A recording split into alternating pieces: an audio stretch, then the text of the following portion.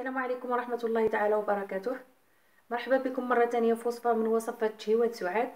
اليوم ان شاء الله غادي نوجدو الملفاي، ولهاد الوصفة غادي نحتاجو الكريم باتيسير، غادي نحتاجو 4 ديال الصفر ديال البيض، 30 غرام ديال الزبدة، 35 غرام ديال المايزينا، واحد شوية ديال البودرة ديال الفاني، و80 غرام ديال السكر، و35 سنتيلتر ديال الحليب. وغادي نحتاج العجين المورق، هكذا 3 ديال المستطيلات كما هكذا، 3 ديال المستطيلات. غادي نحتاجو للكلاصاج واحد شويه ديال الماء وسكر، السكر الثقيل اللي هو سكر كلاصي. والتزيين غادي نحتاجو واحد شويه ديال الشيكولا. دونك حنايا فرقنا هذاك الصفر على الابيض، نديرو 4 ديال الصفر ديال البيض، غادي نزيدو عليهم هذاك السكر، نزيدو عليهم واحد شويه ديال الفاني، وغادي نخدموهم مزيان. بعد ما خدمناها مزيان بحال هكذا، غادي نزيدو عليها هذيك النشا اللي هي مايزينا، غادي نخدموها حتى هي مزيان. غادي نديرو داك الحليب ديالنا يسخن 35 سنتيلتر،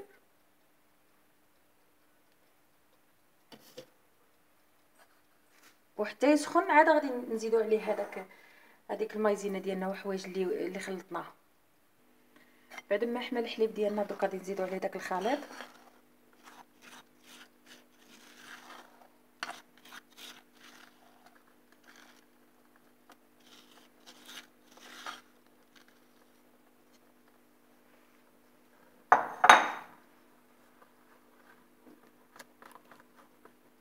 وغادي نخليوه هنايا نستمروا في التحراك هكذا حتى تتقل عنا الكريمه ديالنا اللي هي كريم باتيسير.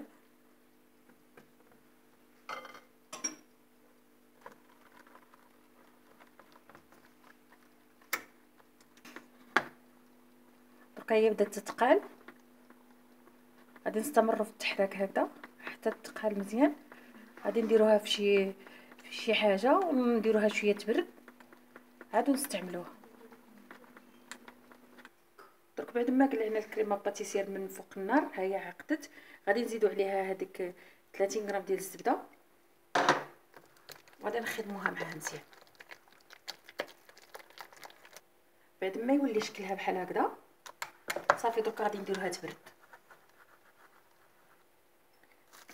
هاد الخطوه ضروري ما نديروها من نديرو كريم باتيسير، دائما كي نساليو به، كي نحيدوه ونخدموه ونديروا له الزبده مزيان، ضروري خصنا نديروا له شي بلاستيك غذائي هكذا ونضغطوا عليه هكذا باش مع الجناب وكلشي باش ما يدخلوش الهواء هكذا. عاد نديروه في الثلاجه يبرد واحد شويه باش نوليو عاد نستعملوه. العجين ديالنا المورق غادي نثقبوه مزيان باش ما يتنفخش، وغادي نديروه يطيب.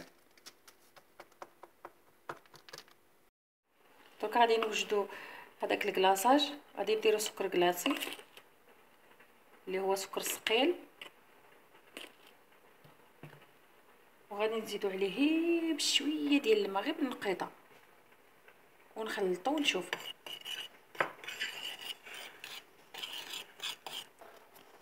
بعد ما يولي الشكل ديالو بحال هكا كما راكم تشوفوا هكذا صافي. العجين ديالنا المورق بعد ما طاب هذا هو. درك غادي نوجدوا الملفاي ديالنا هنايا، درك غادي نوجدوا هنايا، غادي نعدلوا الملفاي ديالنا. درك غادي نديروا هذاك الكريم باتيسير ديالنا اللي كنا وجدنا،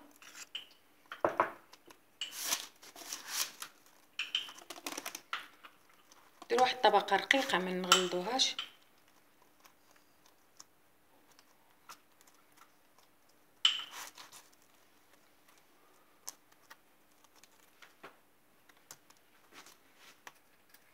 درك غادي نزيدوا هاد الطبقه الثانيه،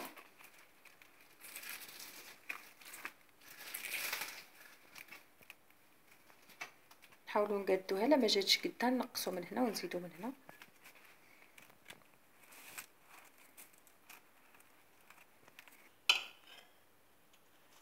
بعد ما قادينا هادشي اللي كان من هنا درناه هكذا، غادي نزيدو الطبقه الثالثه.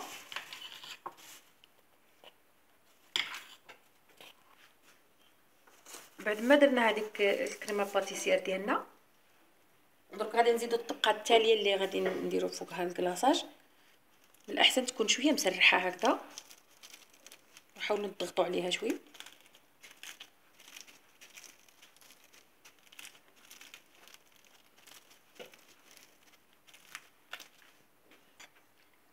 درك غادي نزيدو فوقو داك الكلاصاج ديالنا.